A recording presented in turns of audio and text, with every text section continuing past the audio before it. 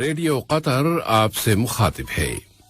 Safe الرحمان سے آج کا پہلا نشریہ سماعت فرمائیے۔ ابتدا میں پیش خدمت ہے اہم خبروں کا خلاصہ۔ صاحب سمو امیر نے ماہ رمضان کی آمد کے موقع پر عربی اور اسلامی ملکوں کے قائدین کے ساتھ مبارکباد کا تبادلہ کیا ہے۔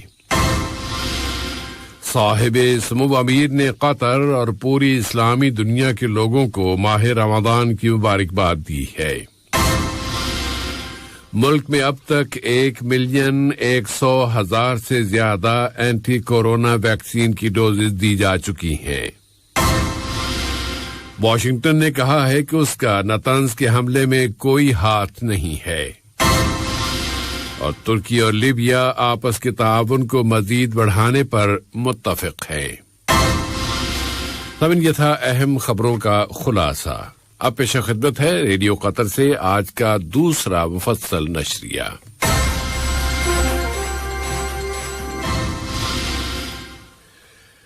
بسم اللہ الرحمن الرحیم۔ وزارت اوقاف و اسلامی امور کے تابع رؤیت ہلال کمیٹی نے اعلان کیا ہے کہ 13 اپریل بروز منگل ماہ رمضان مبارک کا پہلا دن ہے۔ کمیٹی نے اس کے سربراہ شیخ ڈاکٹر ثقیل الشمری کی صدارت میں کل شام وزارت اوقاف و اسلامی امور کی عمارت میں اپنا اجلاس منعقد کیا تھا، جس کے بعد جاری کیے گئے بیان میں یہ اعلان کیا گیا۔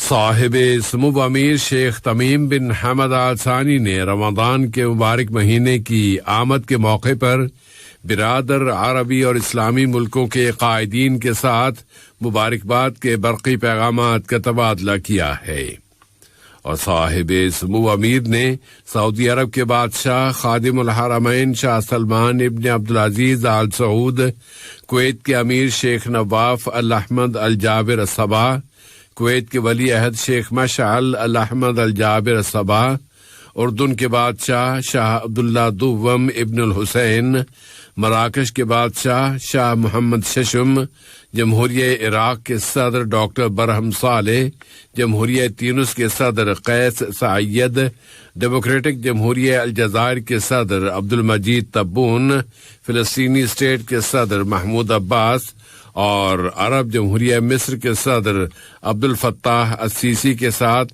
ٹیلی فون پر رابطہ قائم کیا اور ان کے ساتھ مبارکباد کا تبادلہ کیا۔ اسی طرح صاحب سمو امیر نے جمہوریہ ترکی کے صدر رجب طیب اردوان کے ساتھ بھی مبارکباد کا تبادلہ کیا ہے۔ صاحب سمو امیر شیخ تمیم بن حمد آل ثانی نے قطر اور پوری اسلامی دنیا کے باشندوں کو مبارکباد دی ہے۔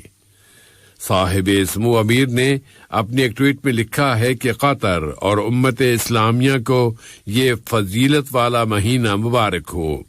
اللہ تعالی ہماری اور آپ کی عبادتیں، روزے، قیام اور تمام اچھے کام قبول فرما لے۔ صاحب سمو امیر شیخ تمیم بن حمد آل ثانی نے مجلس شورا کے اسپیکر جناب احمد بن عبداللہ بن زید آل محمود کی جانب سے ایک برقی پیغام وصول کیا، جس میں انہیں رمضان کے مبارک مہینے کی آمد پر شورا کے اسپیکر اور ممبران کی جانب سے مبارکباد دی گئی ہے۔ صاحب سمو امیر نے شکریہ کا جوابی برقی پیغام بھی ارسال کیا ہے۔ مجلس شورا نے صاحب سمو امیر شیخ تمیم بن حمد آل ثانی کے مقام و مرتبے کو رمضان کے مبارک مہینے کی آمد پر مبارکباد دی ہے۔ وزیر اعظم و وزیر داخلہ شیخ خالد بن خلیفہ بن عبدالعزیز آل ثانی نے اپنی ایک ٹویٹ میں صاحب سمو امیر یہاں کے شہریوں، مقیم باشندوں اور اسلامی دنیا کو اس فضیلت والے مہینے کی مبارکباد دی ہے۔ نائب امیر شیخ عبداللہ بن حمد آل ثانی نے برادر عربی اور اسلامی ملکوں کے اولیاء عہود اور نائب سربراہان کے ساتھ ماہ رمضان کی آمد پر مبارکباد کے برقی پیغامات کا تبادلہ کیا ہے۔ وزیر اعظم و وزیر داخلہ شیخ خالد بن خلیفہ بن عبدالعزیز آل ثانی نے برادر عربی اور اسلامی ملکوں کے وزرائے اعظم کے ساتھ ماہ رمضان کی آمد کے موقع پر مبارکباد کے برقی پیغامات کا تبادلہ کیا ہے۔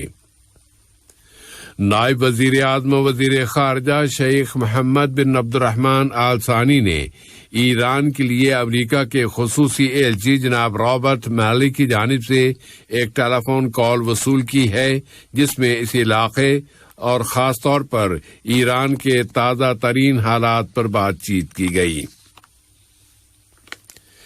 قطر نے ایران کے ایٹمی فیکلٹی کو نشانہ بنانے والے حملے کی شدید الفاظ میں مذمت کی ہے اور کہا ہے کہ یہ ایک خطرناک تخریب کاری ہے جس سے علاقے کے امن و استحکام پر منفی اثرات پڑیں گے اور کشیدگی کی شدت میں اضافہ ہو جائے گا۔ وزارت خارجہ نے اپنے ایک بیان میں کہا ہے کہ قطر ایران کے ایٹمی پروگرام کے بارے میں مذاکرات کے ٹریک کی مکمل حمایت کرتا ہے تاکہ ایک ایسے جامع تصفیے تک پہنچا جا سکے جو سب کے لیے قابل قبول ہو۔ قطر ہانوور کی بین الاقوامی صنعتی نمائش میں شریک ہے۔ سن 2021 کی یہ نمائش ویڈیو کمیونیکیشن کے ذریعے شروع ہو گئی ہے اور 5 روز تک جاری رہے گی۔ دنیا کی بڑی بڑی پروڈکشن کمپنیاں اس نمائش میں حصہ لے رہی ہیں اور اس نمائش کا شعار یعنی لوگو ہے صنعتی تبدیلی۔ وزیر تجارت و صنعت جناب علی بن احمد الکواری نے اس نمائش کی افتتاحی تقریب میں قطر کی نمائندگی کی ہے۔ قطر نے کہا ہے کہ وہ منشیات اور جرائم کی روک تھام سے متعلق اقوام متحدہ کے دفتر کے ساتھ مسلسل تعاون اور اس کے علاقائی اور بین الاقوامی پروگرام کی مدد کرتے ہوئے اپنی ذمہ داریاں پوری کر رہا ہے۔ اس نے اس سلسلے میں عالمی پروگرام کو نافذ کرنے کے اعلان دوحہ کی طرف اشارہ کیا ہے کہ یہ اعلان اس شعبے میں اور پائیدار ترقی سے متعلق اقوام متحدہ کے مقاصد کو پورا کرنے کی بہترین قائدانہ مثال ہے۔ اقوام متحدہ کے جنیوا آفس میں قطر کے مستقل مندوب جناب سلطان بن سالمین المنصوری منشیات سے متعلق اقوام متحدہ کی کمیٹی کے 64ویں سیشن سے خطاب کر رہے تھے۔ وزارت صحت عامہ نے اعلان کیا ہے کہ ملک میں کورونا وائرس کے مزید 973 نئے اور مصدقہ کیسز رجسٹر ہوئے ہیں۔ مزید 559 بیمار اب صحت یاب ہو گئے ہیں۔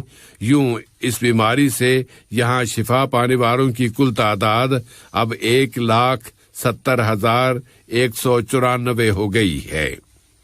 مزید 2 بیمار فوت ہو گئے ہیں۔ دراصل وزارت صحت نے الصناعیہ کے علاقے میں کورونا وائرس کووڈ-19 کے خلاف ویکسینیشن کے ایک نئے سینٹر کا افتتاح کر دیا ہے۔ ویکسینیشن کے قومی پروگرام سے متعلق معلومات میں وزارت صحت نے بتایا ہے کہ قطر میں اب تک اس ویکسین کی 1,104,726 ڈوزز دی جا چکی ہیں۔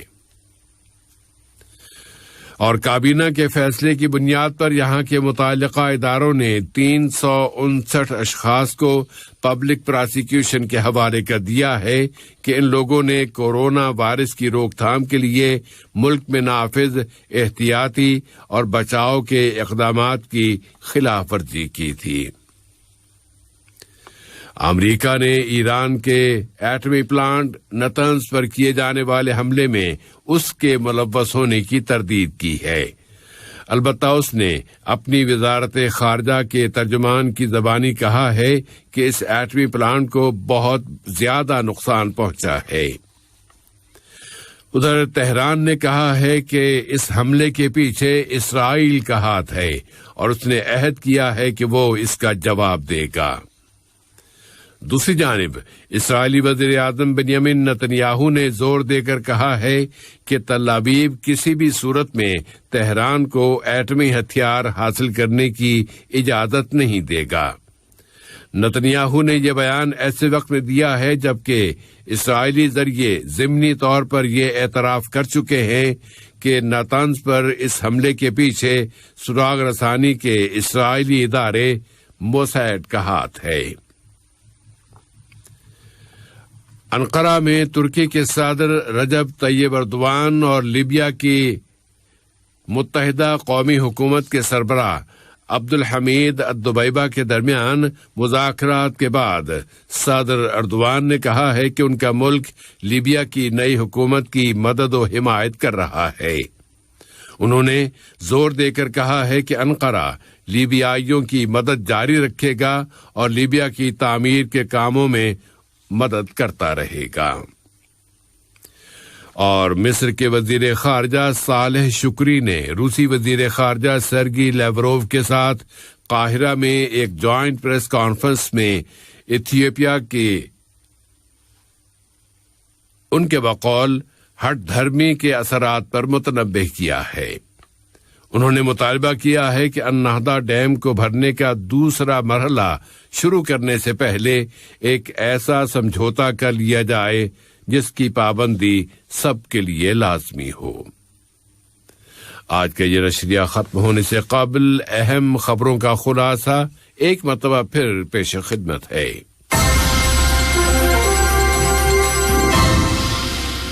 صاحب سمو امیر نے ماہ رمضان کی آمد کے موقع پر عربی اور اسلامی ملکوں کے قائدین کے ساتھ مبارکباد کا تبادلہ کیا ہے۔ صاحب سمو امیر نے قطر اور پوری اسلامی دنیا کے لوگوں کو ماہ رمضان کی مبارکباد دی ہے۔ ملک میں اب تک 1,100,000 سے زیادہ اینٹی کورونا ویکسین کی ڈوزز دی جا چکی ہیں۔ واشنگٹن نے کہا ہے کہ اس کا نتنز کے حملے میں کوئی ہاتھ نہیں ہے۔